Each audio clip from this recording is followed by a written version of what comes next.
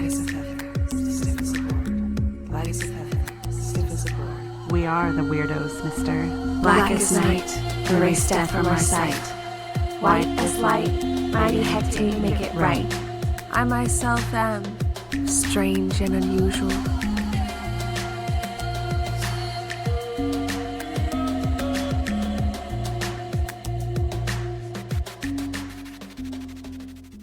Cast a circle, spark some incense, and grab a cup of tea, because it's time for the Coven podcast. I'm Sharon. And this is Wendy. Welcome back to the Coven, you guys, and welcome to October. This is our favorite month, and we're super excited to share some of our favorite topics this month with you. Look, I can't even talk. My tongue is just so excited. It's like October. It just ran away from you. Yeah. I love October so much. And I know there's so many people who are into the October lifestyle, like getting the decorations, the costumes, the fall, the pumpkins. Like, I'm just so happy. Exactly.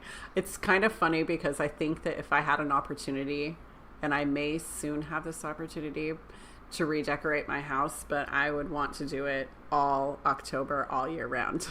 Yeah, like, you know, you have problems when you go to the Halloween section for your just all the time decorating. Yeah, it's like, exactly. Oh, I do need that skull punch bowl. Yeah, exactly. My husband and I were actually at a store the other day, and he saw this red velvet skull, and he was like, Velvet? Yeah, it was velvet, and he was like, I actually kind of really like this. I was like, could we start changing our decorations? I would have this out year round. And then we saw these placemats that were made out of silver, and they were skulls, and he was like, I like these too. And I was like, oh my god, we need those. And then we saw these, like, this little, I don't know, it was a figurine, and it kind of looked like our dog, but it was dressed up in this Day of the Dead kind of makeup. And I was like, we need this too. That's so cute. Like a little sugar skull dog. Yeah, exactly. It's like I could see our whole house changing. Those are the serious Total conversations. Goth. Yeah, to have. Right. Like, so are you down for the house to look this crazy? Because I will commit. I will commit. I will be all in if you're willing to go. Yes. I'm like, I'm going to reupholster our whole furniture. It's going to be purple velvet. It's going to turn into some sort of vampire-looking dungeon, Exactly. but like a hot club at the same time with all this red velvet skulls. Yeah.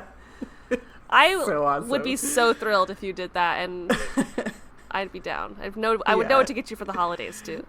Exactly. I definitely have my moods where, like, I have a Pinterest board dedicated to it where it's, like, all Harry Potter decor. And it, like, works so good through Halloween and Christmas because Harry Potter is kind of very seasonal in that sense. Yeah. So I've always thought about that, too. Like, can I just go full out Gryffindor? Like, I think that would be okay. That'd be so cool. Yes. I love it. And my Pinterest has already been, like, targeting me for, like, really fun pumpkin carvings and really fun pumpkin ideas. Like, stuff I never would have even thought of. Like, it would be maybe a white pumpkin, and then they would put something like a hole, like an eyeball hole, and another pumpkin inside of it, and they would paint it to look like a creepy eye, and just like all these fun little ways to make pumpkins like super cool. And I'm just like, why? That's I want to so do cool. this. Right? Oh, I used to do that kind of stuff with the kids when they were younger, but a couple years ago they just were like, I'm done. Yeah, I think it's been a couple years since I've done a pumpkin myself. Oh, wait, no. Yeah. Did I do it? No, I didn't do one last year. No. I thought you did for podcast, and you had it lit up all year. I mean, for our YouTube. See, that pumpkin was carved by a friend, and I just hijacked it when they were done with it. I was like, you don't need this anymore? I'm taking it. I love it. That's right. It was for a friend's, like, birthday party. It was like they were watching the Halloween movie, and so they had, like, all these Halloween pumpkins, like, down the theater hallway. And so, like, at the end of the event, people were just like, can I have this pumpkin? Like, yeah. So, yes, I love pumpkins. Cool. I do too. And I like to eat them. Like a pie? Yeah. Well, but sometimes I've made pumpkin mashed potatoes. Well, not mashed potatoes, but mashed pumpkin. It's actually really good. Okay, Yeah. I would like you to make me some. It's just like mashed potatoes because you put butter in it and everything. That But sounds good. It's pumpkin. It's good. I'm kind of imagining it like a sweet potato vibe, but I don't think, is that right? But not. But it's not, a little yeah. bit like that, but not. Yeah. And I definitely love doing the pumpkin seeds with different flavorings. So like sometimes I'll do it with spicy, sometimes with sweet. Ooh. I love cooking. I love cooking so much. You're making Like me hungry. I'm sorry. I even have this dope recipe for you guys. I call it witchy cider. Like so many years ago, I went to this like Halloween party and they had this cider there, and I've made it several times. Just because it has apples in it doesn't really make it a cider, but I guess we can call it a witchy cider. It's like non-alcoholic, I'm assuming. No, this is alcoholic. Oh, yeah. Yeah, you can have it either way, but come on. Right. It's Halloween, right? It's the month of Halloween. We should just live it. Get a little tipsy. Yeah, but responsibly. So you got to start by taking a crock pot. Make sure it's clean. Get a big one, not one of those individual ones. Get a big one because you're going to want to drink more than 1 cup of this. And you cut up 8 to 10 apples, and you can peel them if you want. I think I peeled them because I don't always like that peel. Yeah, like It's that kinda doesn't chunky. seem good for liquids. Yeah.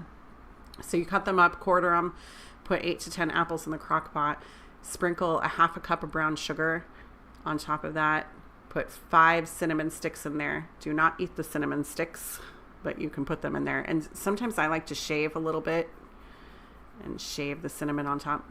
Okay. And then put a whole tablespoon of cloves in there.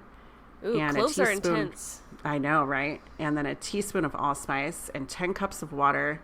If you don't want to use the water, then you would put in a bunch of port wine. I never heard of port wine. It's a very deep wine and super good, super potent. And so when you heat that up, which you want to heat it up for like 6 hours, about 4 to 6 hours. I think I did mine for 8. And 1 cup, because it tastes so good, all the spices mixed together and with the wine, and you drink it and you're like, man, I'm going to go for another one, but you stand up and then you're already drunk. It's that kind of drink. Yeah. So I'm curious, since I'm kind of naive to the port wine, is that like a red or a white? It's a red. Yeah, red? it's a very deep. It's not astringent. You know how sometimes wines can be that astringent kind of, it's all acidy or whatever. Port wine is not like that. It's very thick wine almost. Super and then good. the apples, they get liquefied? Yeah, they don't liquefy, but they bring out the flavors of the wine. Okay. So it all kind of mixes together. Okay, cool. So And you would so, just like I like said- ladle it out? Yeah, and you could ladle it out. And then, or like we took just clear glasses, like clear kind of coffee cups, I guess you would say, or like the kind that you would use at a fancy party. And then I think at the party that I went to, they had these jelly eyeballs, not jelly eyeballs, but these little hard eyeballs in there, you know, the costume eyeballs. I would hope so. Yeah. And then you can just scoop your wine up in there, drink it. But if you don't use the wine, you can use water, and then it's family friendly. And then it would be that cider kind of thing. Yeah. So it depends on what you want to do. That sounds real good. It's delish. So we should share this recipe in the description in case anyone's curious. Absolutely. Yeah.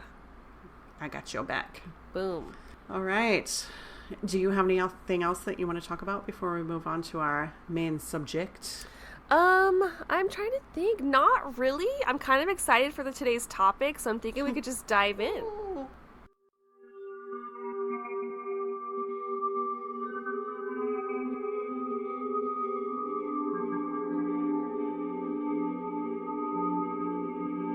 Lizzie Borden took an axe and gave her mother 40 whacks. When she saw what she had done, she gave her father 41.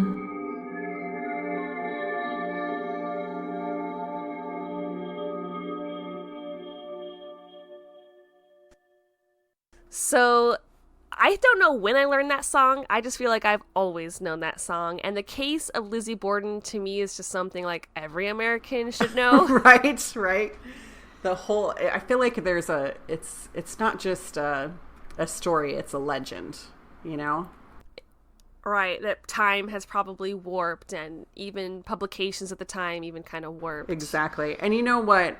That little nursery rhyme I remember doing with the jump ropes. Really? Yeah. So morbid. Right? Being children on the playground. Yeah. Just talking about murdering your family members. That's right. So let's get into Lizzie Borden's, I guess, the history. Yeah. I thought we'd kind of talk about her backstory and maybe what she was like when she was growing up. Yeah, so I found out that, like, Lizzie, well, I guess we should set the time period. It's like she was born in the 1800s. 1860, I think. Yeah. 1860? Mm-hmm. Okay. And so I know that her mother had passed away when she was rather young, like either at the age of 2 or 3. Yes. Yeah, I think she was 2.5, maybe 3. Yeah, because I heard 2 and 3 Yeah. with my research, so that makes sense, 2.5. Mm-hmm. And then she had her older sister named Emma, who I think was around 12 years old at the time when her mother passed. Did you know that she actually had a second sister? I heard rumors that there was like a lost sibling. So what Yes. do you know about the lost sibling? So she had a sister named Alice who died before Lizzie was born. She would have been the middle child, and she died at the age of 2 of hydrocephalus, which is kind of where your brain gets all of this water in it, and then the water, from what I read, it kind of consumes the brain. I don't know if I'm getting that right. So that's tragic. It is very tragic. So her brain swelled in her head. Oh. Yeah, very tragic. That is. Mm-hmm. Well, thanks for bringing that. I'm so sorry. But in the spirit of Halloween. Right? Gonna have some creepy stuff. We're going there today. We're going there. Yeah. So I think that the relationship between Emma and Lizzie was kind of sweet, and it reminds me a little bit of my sister a little bit, because a lot of these people who are telling the tale of Lizzie talk about how Emma took over the role of kind of being her mother, and that she made like a vow to her mother on her deathbed that she would watch over Lizzie. Yeah, because she was like 10 years older, right? Somewhere around that? Yeah. So a big gap, and so Emma took it upon herself to be really close, and they always had each other's backs, and it sounds like throughout their childhood it might have been a little up and down with their father and his eventual courtship of their stepmom. Right, and their mom, he married them within several years of their mother dying. Yeah. So Lizzie was, what, probably 3 or 4, yeah, maybe 5? Maybe 5. Yeah. Yeah. I mean, at that point, he was like, I can't keep doing this by myself. And I don't blame the guy for moving on. Yeah. Absolutely. Yeah. So her stepmom is Abby. Right. Abby Borden. And I'm not sure how your research was about their relationship between the girls and the stepmom, but I was finding conflicting testimonials. I did too. I felt like when they were growing up that they probably were close. I mean, that was the only mother that Lizzie really knew. So she probably didn't know anything except for that was her mother.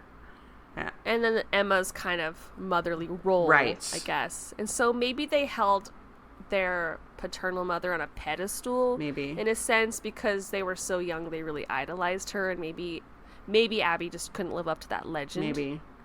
Or that hardship, you know? Right. It seemed like the Bordens, from what I could gather, their father, Andrew Borden, was wealthy because he was so frugal. Yeah, and not just that, but he worked really hard. So I guess he grew up poor, and then when he was a young man, he started making coffins, which obviously in the 1800s was very lucrative business. Yeah. And then with the money that he earned from making coffins, he purchased commercial and private property, which he leased out to other people. And then he also was the head of a couple of banks in town, which I don't know if we mentioned, they were in Fall River, Massachusetts. I don't know if we mentioned that. Yeah.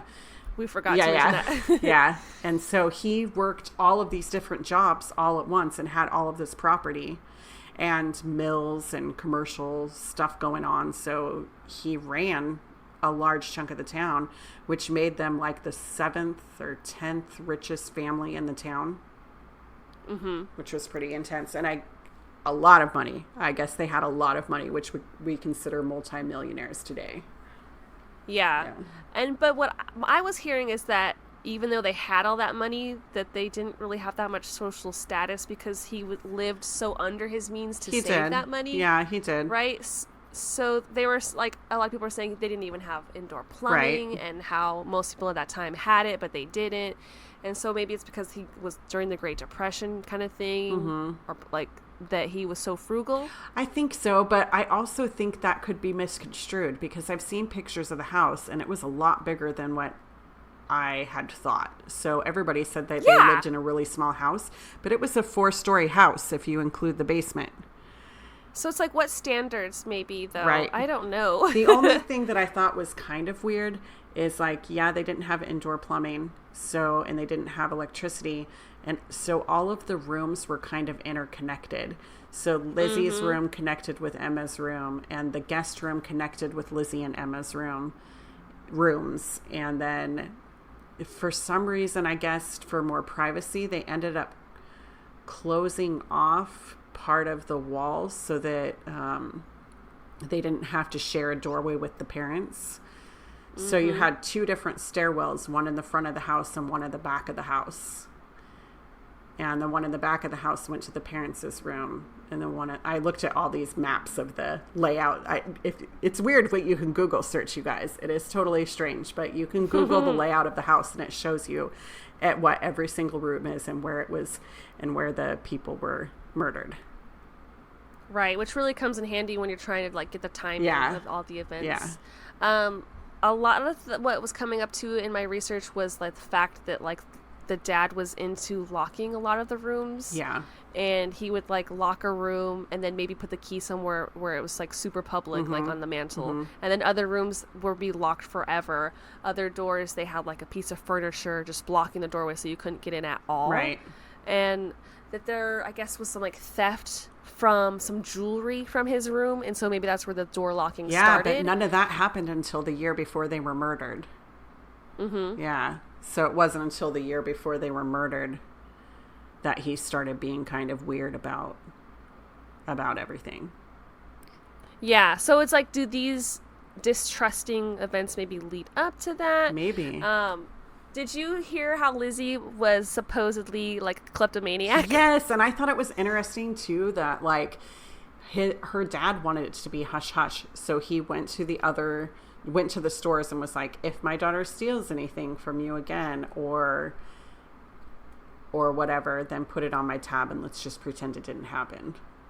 Yeah, like they were all just trained like, hey, when that girl comes in here, just don't even call her out. Don't just call let her take it. Let her do it. Which, why are you enabling your daughter like that? Like, what are you thinking? Right. And I felt like they lived these sheltered lives. Think about it at the time period. Women couldn't work, right?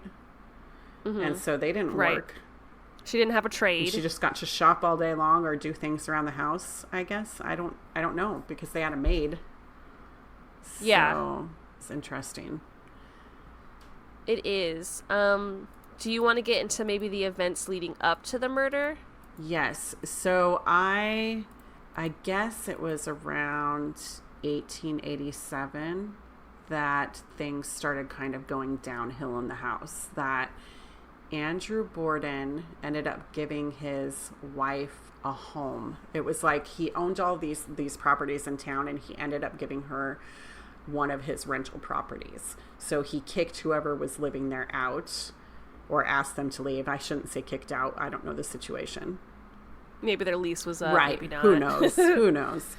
But anyways, they vacated the premises. He gave this house to his wife. His wife's family was going through a hardship, specifically her sister, and she ended up giving this house to her sister. And Lizzie and Emma, they got pissed. They were like, wait a second. You have all of this money. You don't give us anything. but you're giving our stepmother a home that she's giving to her family. What about us? We're your blood.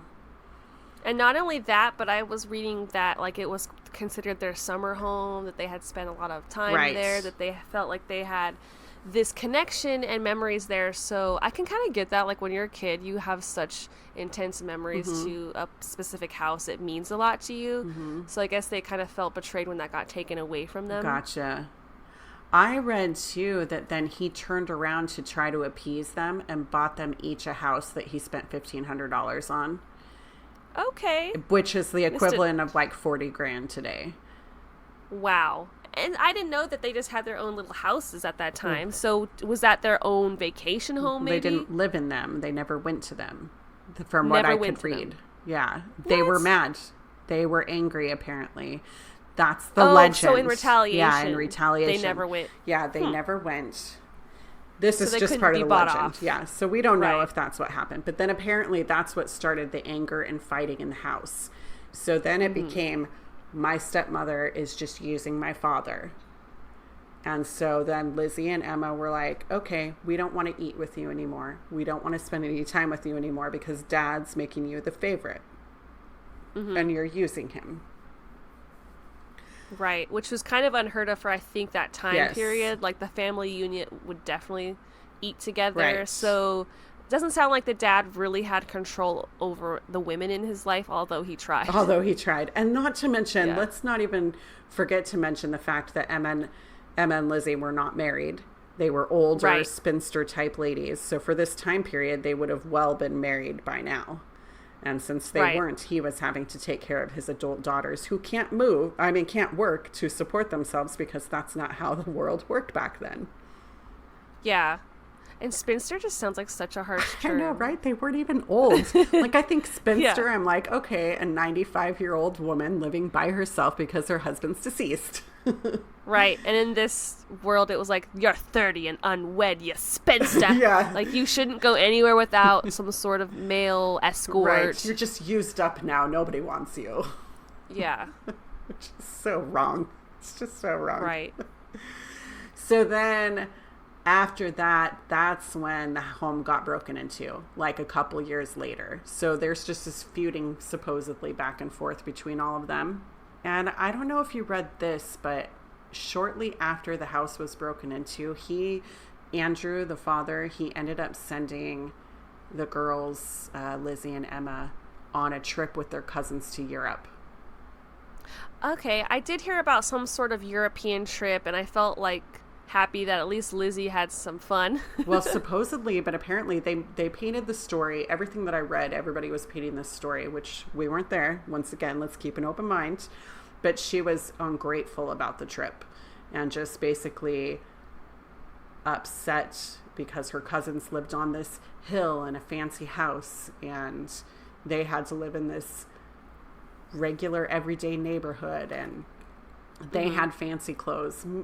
Meanwhile, the fact was that Lizzie and Emma both had fancy clothes as well. Their dad didn't just let them not have clothes. Everything that I read said they had all these dresses in different colors. And if you think back then, maybe a woman, the typical woman who is middle class or lower class, may have 5 dresses or 7 dresses, one for every day of the week, and maybe one dress that you would wear at a funeral and one to church. So I guess maybe 9 dresses total. Lizzie and Emma had literally 30 to 50 dresses apiece. They had to have their own room that they kept the clothes in. Yeah. It seems like the picture that's painted over time of Lizzie is that she always wanted more and very to spend that money. Right. Like, I don't think she appreciated the fact that he was misering it away and saving. She didn't like that. Yeah. She's like, let's use it and live like really nice. Right. A little luxury. And he didn't want to do that. And we don't know what type of father he was. Everything I heard said, or everything that I read was that he was a decent father, but he could have been an angry father behind the doors. We don't know. Yeah. Like, I also heard that they had like a nice relationship too. And I was watching this Lizzie Borden like Netflix series with Christina Ricci, And I didn't really like it because they're really painting their own little paintbrush on it, and they like totally put the dad as like this evil man, and that Lizzie's like in the right kind of thing, and she's a victim, and it's like it's a little too biased, you know. So who knows, like you said, what their relationship was like, but from I think testimonies, they said that it was rather pleasant. Yeah, rather between pleasant. the dad. Yeah, aside from the weird locking of rooms thing, maybe there was a control issue going on. I felt like because that didn't start until after the robbery. They also never used to lock their doors back then, but once the robbery happened, the family started locking the doors. So it was for protection for his family, from what I understand. It wasn't really to keep the girls away from things. They legit thought somebody broke into the home.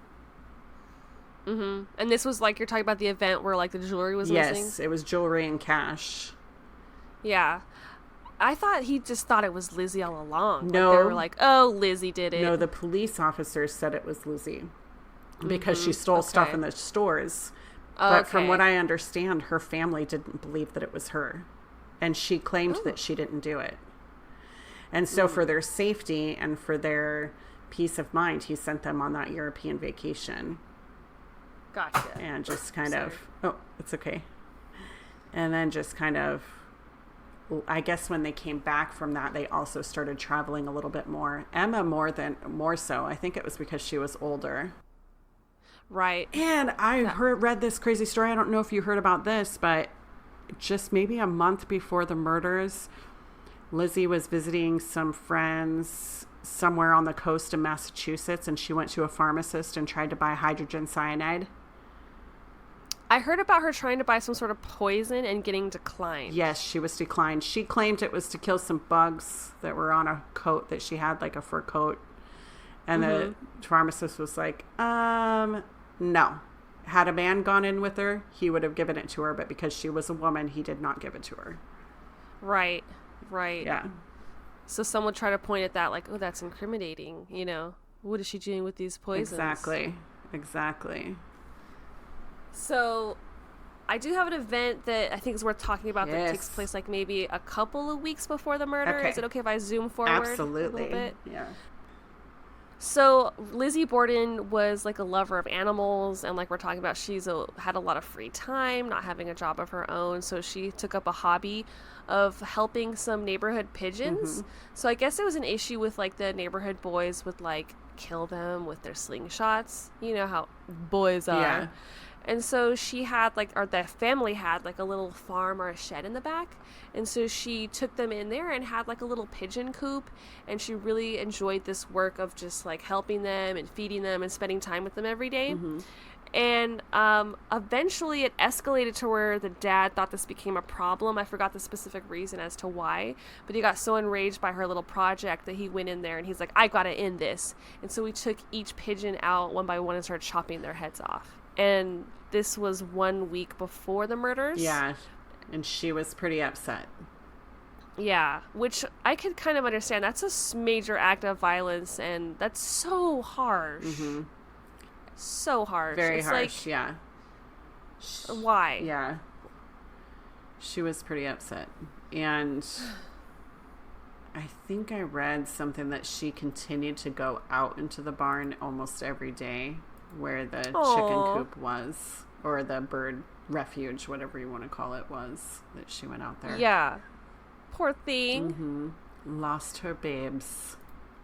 She so did. Then early August 1892, that's when everything went down. So apparently Emma, she was out, visiting friends in a different town. But they did have a visitor who was there staying at the time, which I find is very interesting, but it was the girls' Uncle John, who was their mother's brother. So their uncle on their mother's side. And he was just kind of visiting, which the reason why he was visiting, I found out, I don't know if you read this too, but he apparently was kind of down on his luck, and Andrew took and made this farm that he owned and turned everything over into his wife Abby's name. And then the caretaker of that farm was going to be Uncle John. So he was visiting them to kind of work out all the details of that, because he was going to go live on this farm and take care of it. Mm-hmm. Did you read about that too? I don't know the details of all that, so that's new to me. Okay, good. I found something new. Yeah. And then also within, I guess, days prior to the murders, everybody in the house that was there at the time, obviously not including Emma since she was out of town, they were continuously getting sick. Like, they thought that they were being poisoned or something. And Lizzie had went to, I guess the day before the murders, she had went to her neighbor. I don't remember her name. Do you remember her name? She went to her neighbor's house. Alice, I think it was, maybe. So she went to her neighbor. It was like one of her best friends. And she was like, I'm really starting to get worried. We had those break-ins last year, and now we've all been getting sick. I think somebody's poisoning my dad. I think somebody's trying to kill him. Wow. So she says this to the neighbor. And I guess that was all in testimony later on. So I was going to say, I don't know the validity of that, but I guess if it's in the testimony, then it must have been somewhat valid that really happened. Yeah, so it's like, is she being paranoid, or is she speaking from her, like, desires? Right. I don't know. I honestly don't. But what happened on the day? So, did you read what happened on the day of? Well, I was going to say, I know that the reason they got sick was because they were eating bad mutton Yes, they were eating bad mutton. They found that out later on when they did the autopsies. Yeah. So, I guess the day of the murder, they had breakfast together, except for Lizzie. She stayed in her room because, remember, she wasn't eating with the family anymore. Mm-hmm. And so the rest of them had breakfast, and they were all talking about what their day was going to be like. And Andrew, the father, he said, I'm going to go to work, and then I'll be home for lunch. And John said, I'm going to go see some family across town. And so they left, and then they had this maid, Bridget, that Mrs. Borden, she sent Bridget outside to go clean the windows. And I guess I don't know if you read this too, but it was really freaking hot outside. It's August. Plus she was sick. Yes, plus she was sick. So she went out, she went to go do that. And Mrs. Borden, she went upstairs to straighten up and tidy up that guest room that Uncle John was staying in. So she was up there. And Lizzie, she was supposedly downstairs in the basement doing laundry. That's where their laundry room was. Mm-hmm. So she was washing clothes, doing whatever. I know that she said in one of her statements that she was gonna iron some handkerchiefs. Yes. And so she got her irons out and was waiting for those to heat up. Yeah. Which I'm sure took a long time back then. It's not like now where we can just plug it in and it's good to go. Right, and I don't even know what it means to wait for your irons to heat up back in the day. Well, I thought they put them in the oven. Like, not the oven, but they had like a massive fireplace and they'd have to put them in there to heat them up. It was a whole ordeal. That's the only way I could think of. Yeah. I think I've seen that on like a movie or something. How do you touch the handle? Well, they have these things that you can use. They were like tongs, but meant for hot stuff. So when you're ironing, though, would you just be able to hold it with like some sort of rag? Yes, so with a wet washcloth, you could do it. It's so much work to be alive back then. Right?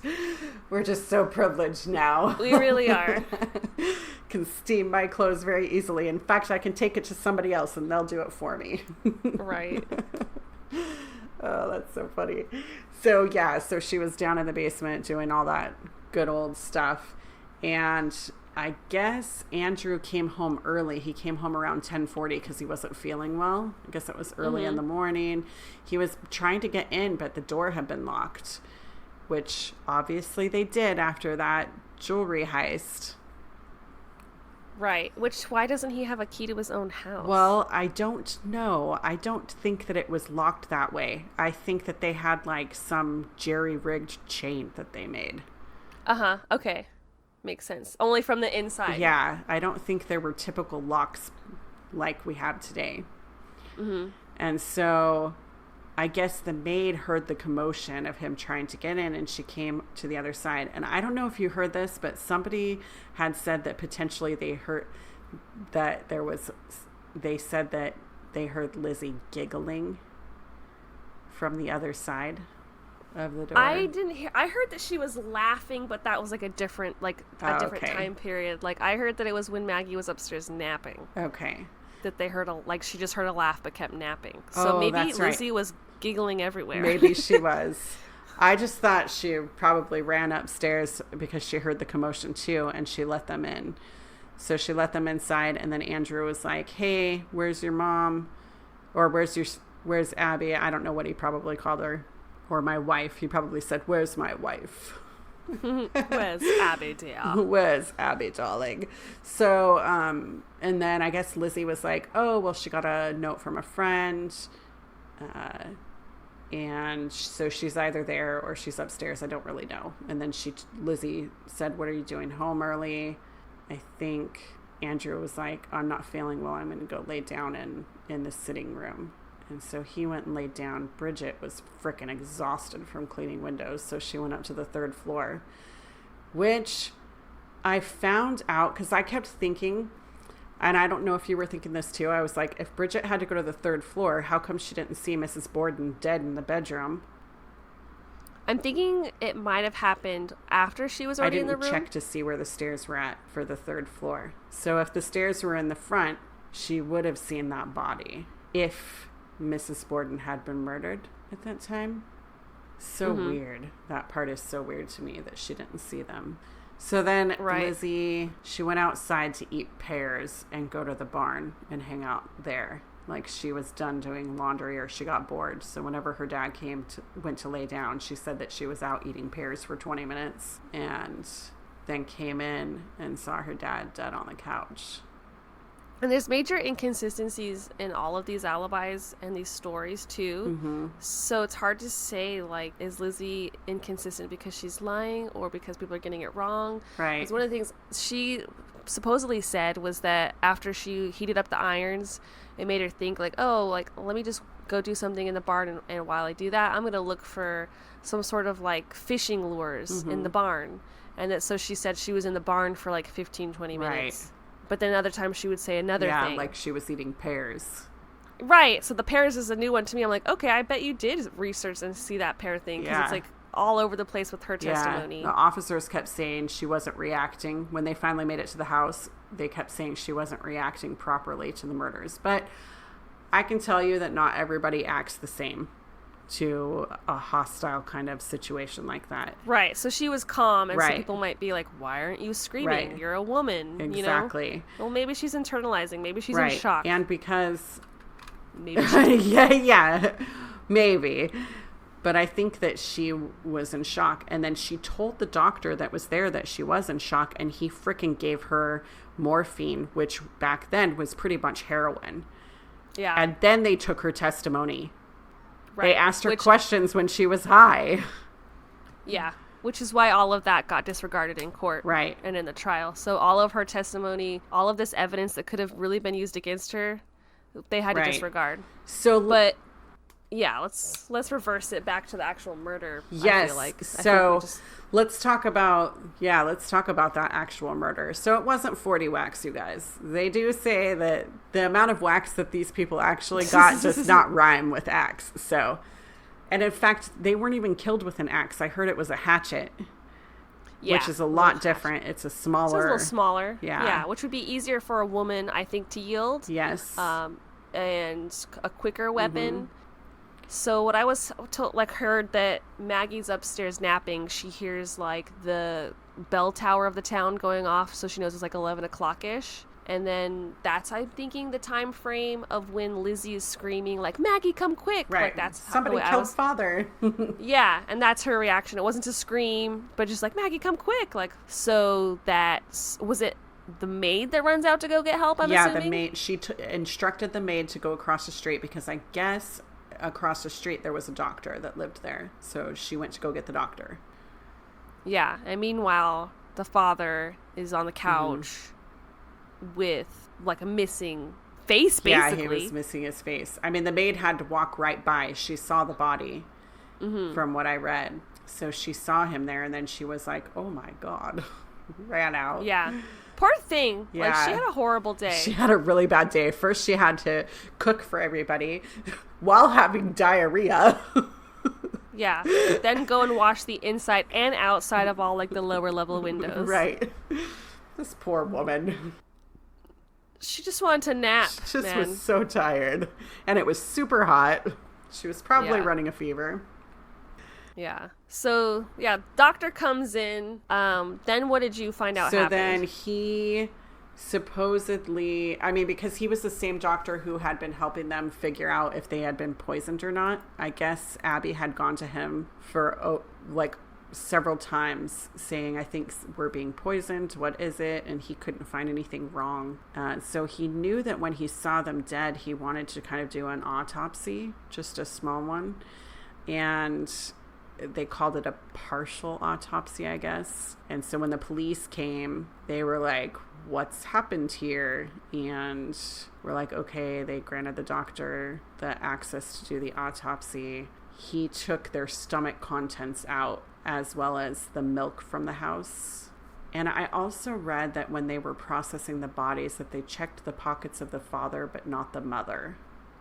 Why would that matter? When you think about the fact that she told her dad that the mother received a letter of a sick person, her friend, her sick friend, and they claimed that they never found the letter. Well, they never checked the mother's pocket. Wouldn't it be in her dress pocket?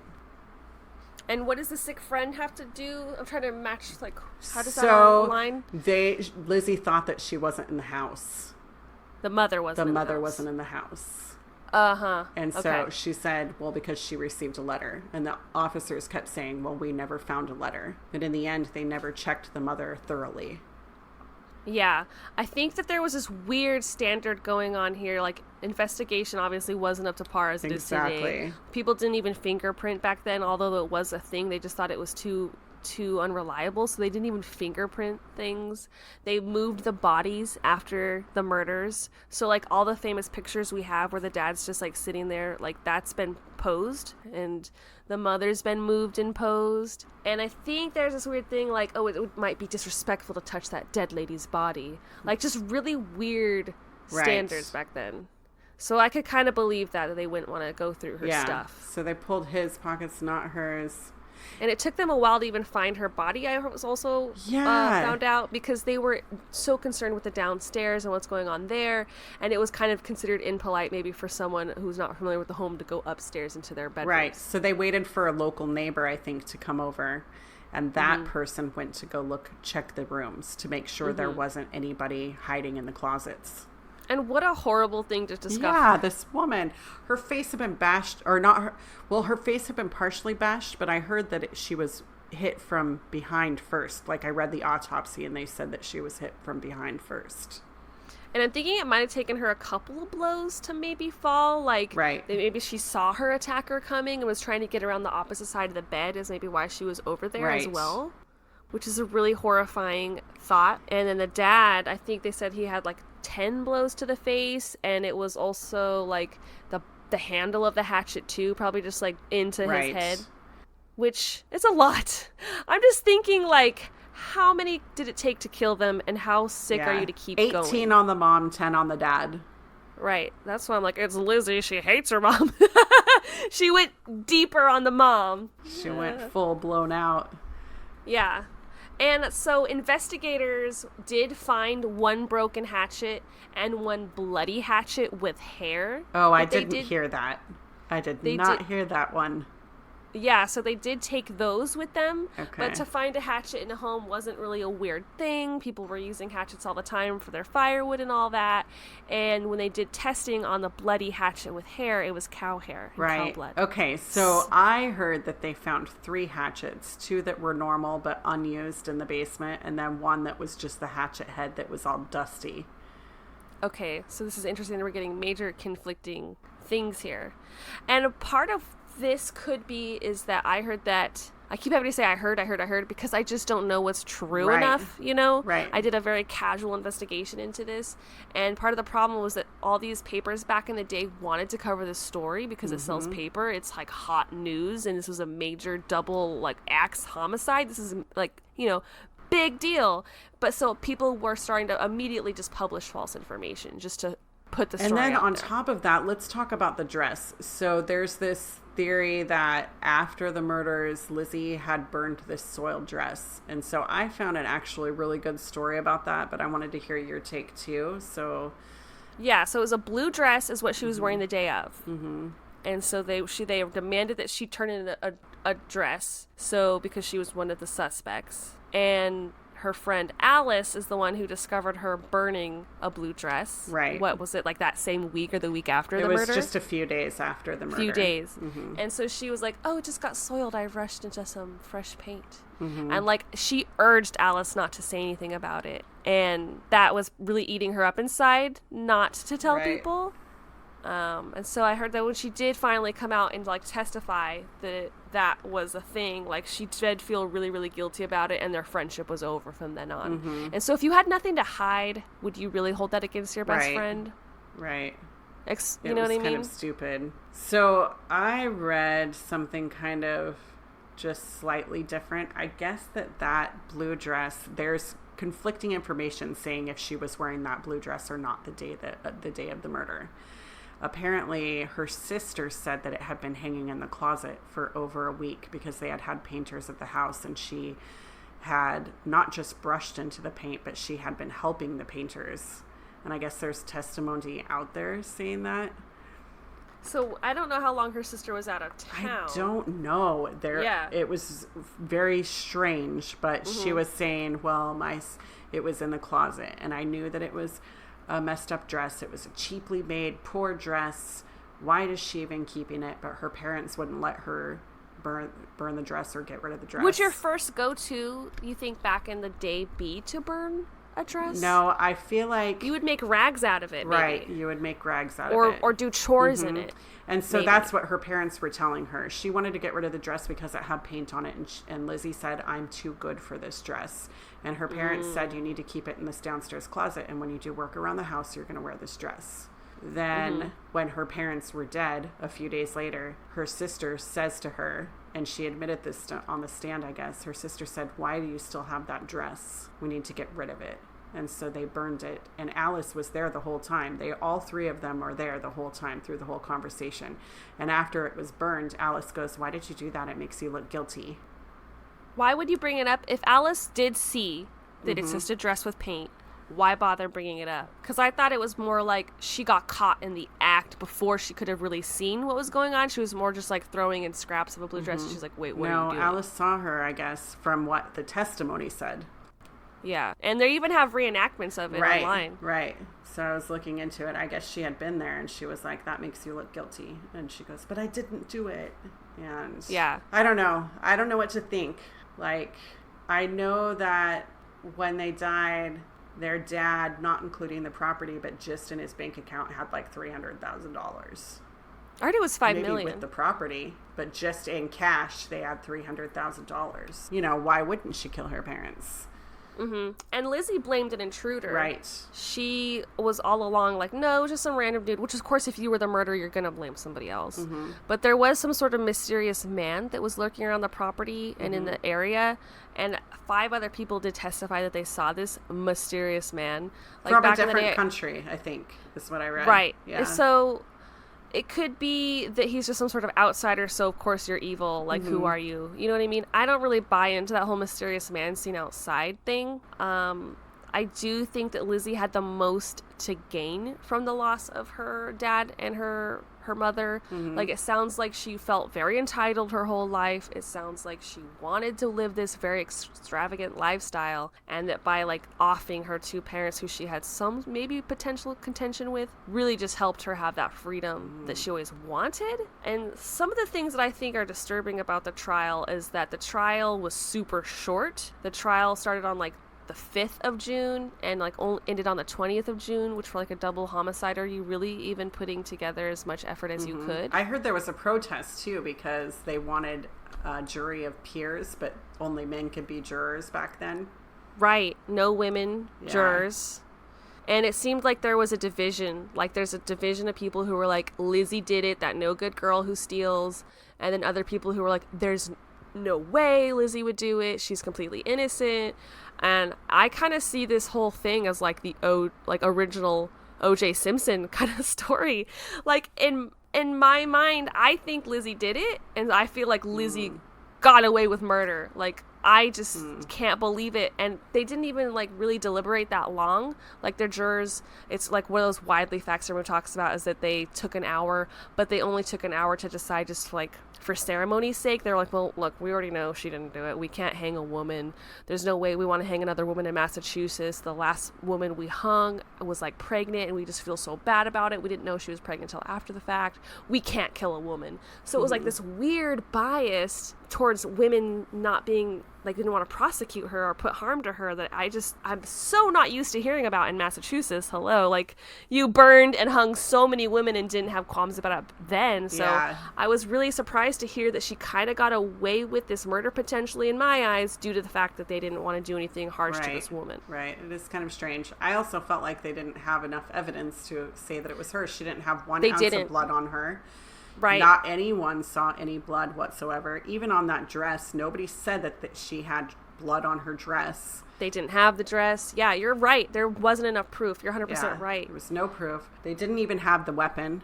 So they just probably didn't. Yeah, there was no way. And so after, because I know the testimony that she had given that day, she was on all that morphine. She didn't have access to a lawyer. She didn't really be told she even had that as an option. They just started asking her all these questions, and she was going from here to there, here to there. But yeah, like you said, hello, she's on morphine. Right. So they toss all that. It's all stricken from the record. So they had nothing really to go off of. But then she hired several high-paid attorneys because now she has her parents. Did. Yeah, now they have their parents' money, so they hired the best legal team that they could find. So I guess on a legal standpoint, they had no reason to get her. But it's just like her alibi, in my mind, doesn't really add up. And there was no, I don't think, any intrusion evidence. You know what I mean? And just the timeline of her saying she was outside kind of sounds like bullshit. She was just outside dicking around. We don't know I what kind of think doing. she was like the one killing people, but she would have had blood splattered on her face. She would have had something. Even if she were to change her dress that quickly, could she have in maybe a 5-10 minute window hidden all that evidence and cleaned her face and her hair and her hands and all the blood under her nails? Right? Like, the only thing I could think of would be, like, you had your 2 dresses on. You're, boom, ripping off one dress. Right. You go and you wash your fucking face and your hair really quick. But outside because there was no running water in the house? No spigot. Yeah, you had to go to the spigot. And then where are you going to put your murder weapon? Right. You know what I mean? Down the well. I heard that maybe potentially it was down the well. A well? Yeah, that they might have had a well on the property. I heard that she could have been naked. I heard she... and I was like... Naked? How Seriously? scary. That would be so terrifying. Your daughter just like super savage and pissed just coming at you naked. You killed my pigeons, you motherfucker. Yes, this is for my birds. You crossed the line. I just don't know. Like, here's the thing. It's like, of all the things, I think she could kill the stepmom, but do I think she could kill her dad? No. But you know who I do think could have killed her dad? Uncle John. So, what is his motive? What are you thinking here? His sister died, but I could never find out any reason why she died. So, I mean, I haven't looked into it, but you Googled it and you couldn't find anything? Yeah, I couldn't find anything. I you mean, think maybe my sick. sleuthing skills were bad, but I found so much other stuff, but I couldn't find out why the mom died. And so I was like, what if he just held the dad accountable? I don't know. I just thought maybe he was on the girls' side, and maybe Lizzie talked him into it, saying, hey, if we kill my stepmom and dad, I'll get all this money. If we can do it together, maybe, just maybe, then we'll get all that money. She died of, is this how you pronounce it, uterine congestion? Oh. What is that?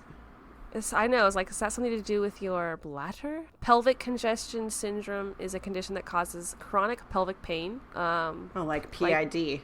Problems with the veins in the pelvic area. Oh, okay, which they is can very enlarge, common now. Change shape. So maybe, back then they didn't know how to deal with that. She just needed an ablation, you guys. I'll take your word for it. Yeah. Oh. I mean, if the brother were to kill him, you're thinking it's just like, for my sister. Yeah, but or I don't for know if he was Lizzie. In the will for Lizzie. Yeah, I don't know. I mean, maybe who else could it have been? It could have been the maid. Yeah, Was it she could have really been the maid. Pissed off. I heard that theory too, that maybe she was in love with some sort of actress. Is that right? But why would that lead to the murder? How are they thinking that plays in? What if she was in love with the maid? I mean, what if her and the maid were having an affair and the mother caught them? I don't think so because, well, again, this is just my small amount of research I did for this one, but that they actually didn't even call the maid Bridget by her name. Right. They just called her Maggie Mm-hmm. because that was their previous maid. So, like, what disrespect? So stupid. They just sound like rich bitches, Right. to be honest. I don't have too much sympathy towards Lizzie Borden because of, like, the way she just wants to demand things, but that's the way we're painting her. Right. This is the story that's been ingrained in my head since I was a little child. You know, Sure. Lizzie Borden did this.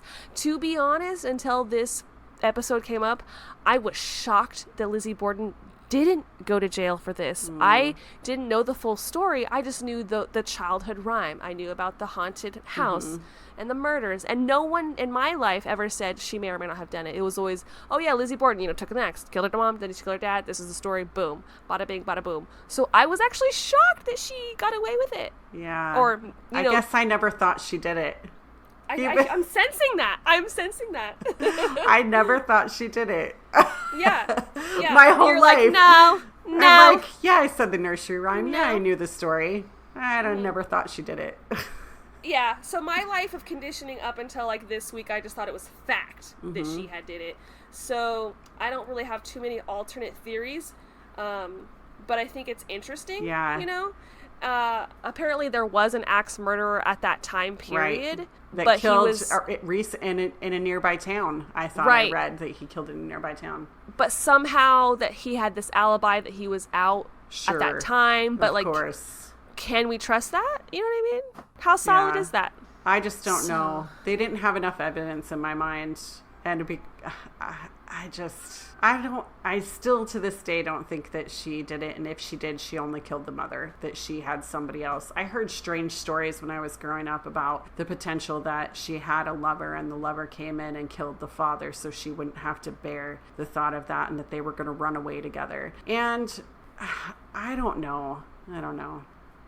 That reminds me a lot of that Gypsy Rose story, just trying to get out of a toxic home so you and your boo murder your parents to get away. Right. But she really didn't have it all that bad, you guys. Like, living in a cush house. Yeah, she didn't have indoor plumbing. Yeah, she said she had a measly allowance. She didn't get enough, but anything she stole, her dad would buy for her. Right? And he didn't even, try to stop that habit. He really... Yeah. Maybe it's his fault that she murdered him. He enabled this monster. Sure. I don't know. And then what I'm hearing is that after this trial passes, they don't have enough evidence to get her and Emma.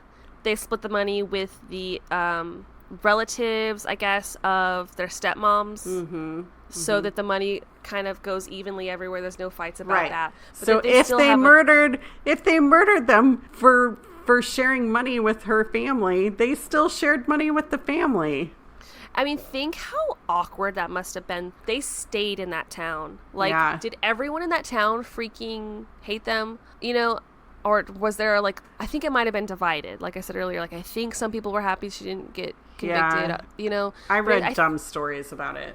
Okay. Dumb. But she was kind of a recluse after that, and I don't think you can blame her. Really. I read that she traveled a lot. So okay. I read that they did purchase a house up on the hill like they had always wanted. And that Emma, she kind of stayed behind. But Lizzie, she traveled. And that's how she met that actress that she supposedly had an affair with. She traveled with different people to different larger towns and made friends and had a whole life where she went to lavish parties and stuff like that. And then... one weekend she came home sometime in 1905, and her sister supposedly caught her having relations with a woman that she was very intimate with. And Emma was like, we're done. And she walked out and moved off on her own, never spoke to each other again. And they died within weeks of each other. You can, like, I'm wondering if this means that Emma just always thought Lizzie never committed the murders. You know what I mean? But then once she saw her have the affair, maybe she thought, too much. You did it. You killed our parents. Yeah, okay.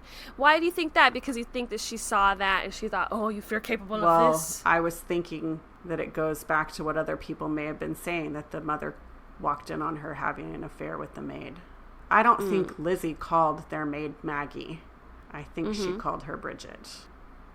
Interesting. So there's so many mysterious avenues the story takes. So and many. To this day, like, we really can't 100% say. Did you hear this too? Like, about 100 years after the murders, they decided that they were going to let it go, that they no longer considered it an unsolved murder. Or not unsolved. They said it's not solved, but it's not unsolved. We just don't know anymore, and we're going to let it rest.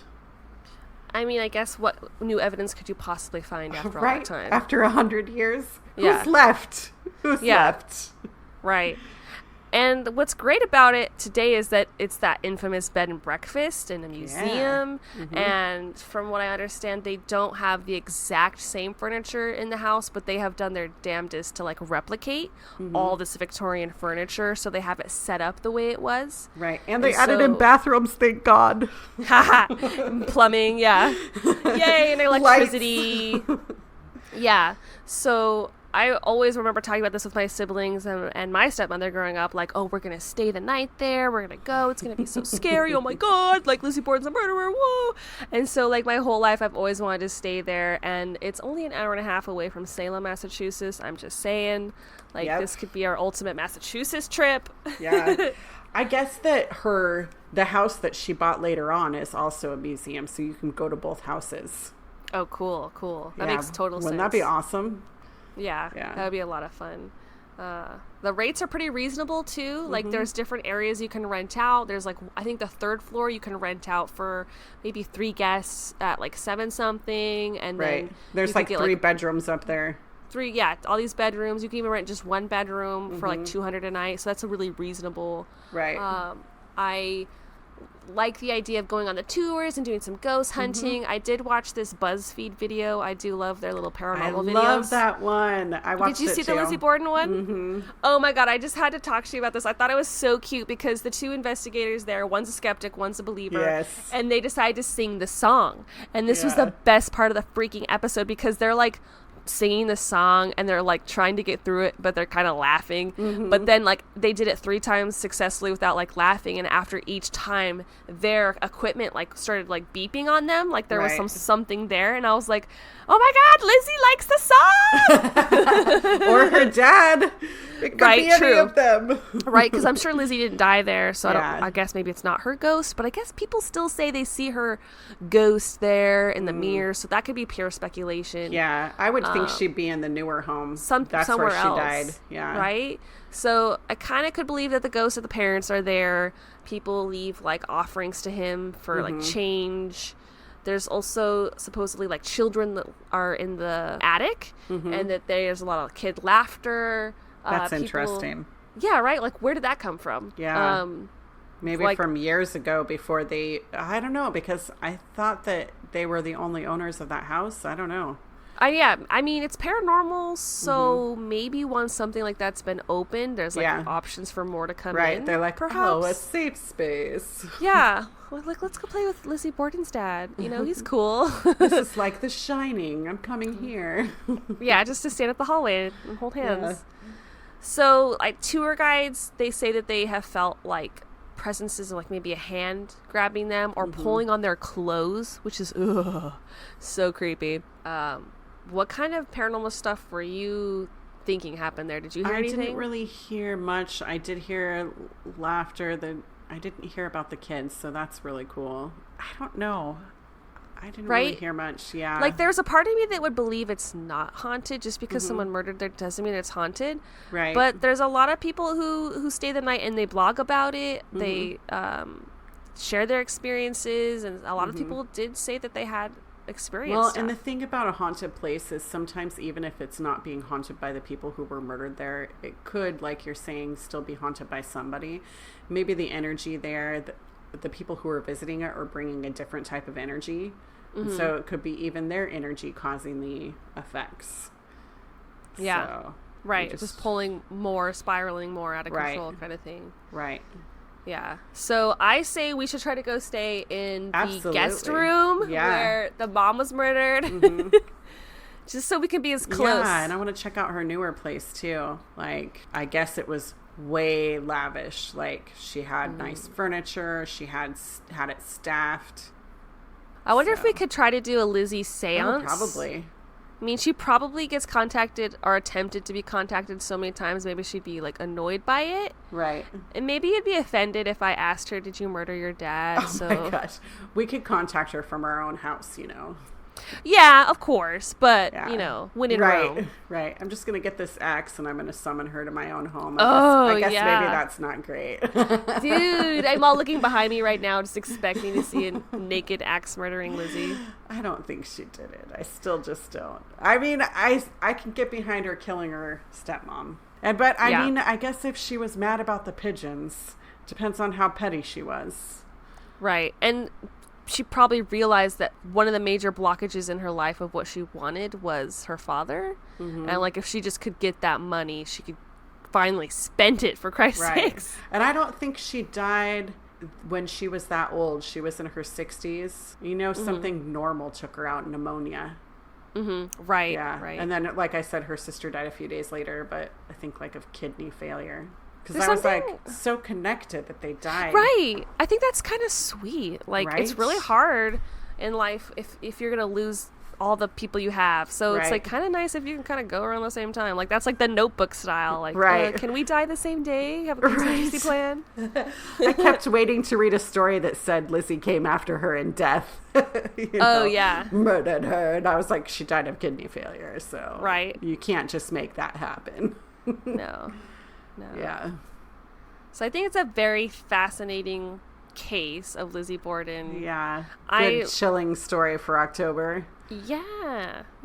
It's a good way to kick things off. It's weird how our society can take something like a double axe homicide and make it campy and entertaining, but yeah. Exactly. Yeah. That's great. Anything else for today's discussion, or do you want to wrap it up? I think we should wrap it up.